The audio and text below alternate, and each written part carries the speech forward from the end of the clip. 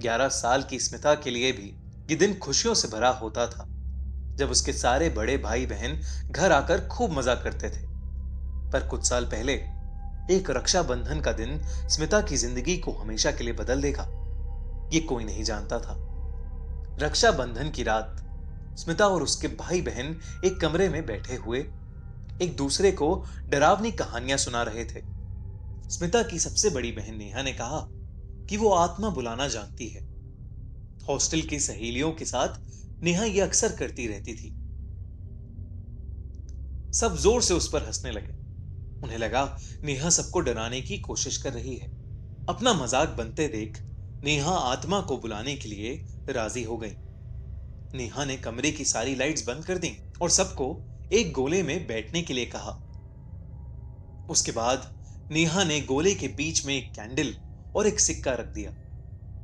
नेहा ने सबको एक दूसरे का हाथ पकड़ने के लिए कहा और कहा चाहे कुछ भी हो जाए, हाथ नहीं छोड़ना। और ये कहकर नेहा आंखें बंद करके कुछ मंत्र बोलने लगी और देखते ही देखते गोले के बीच में पड़ा सिक्का हिलने लगा। सब ये देखकर भौचक्के रह गए। गोले में पड़ा सिक्का अब उठकर खुद घूमने लगा और घूमते घूमते गोले से बाहर निकलकर दीवार पर चढ़ने लगा। डर के मारे सबकी हालत खराब हो रही थी और उस समय छोटी सी 11 साल की स्मिता इतना डर गई थी कि उसने अपना हाथ छुड़वा के अपनी आंखें बंद कर ली। जैसे ही स्मिता ने अपना हाथ छोड़ा, सिक्का जमीन पर गिर गया, पर जो दीवार पर रह गया था वो देखकर सब डर से कांपने लगे।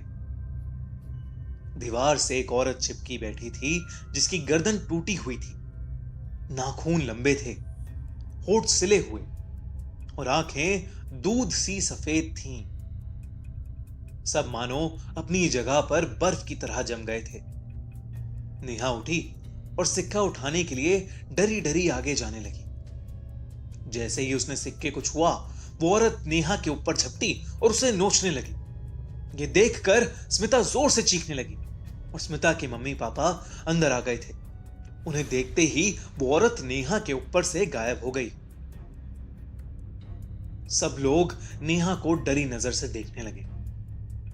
नेहा उठी और पलटी। उसके होठ बिल्कुल उस औरत की तरह सिले हुए थे। नेहा ने स्मिता के मम्मी पापा को देखकर बहुत जोर से चिल्लाया और वहीं पर बेहोश हो गई। वो लोग फौरन उसे हॉस्पिटल लेकर भागे, जहां उसका इलाज हुआ। कुछ समय बाद वो ठीक हो गई। छोटी सी स्मिता को ये रक्षा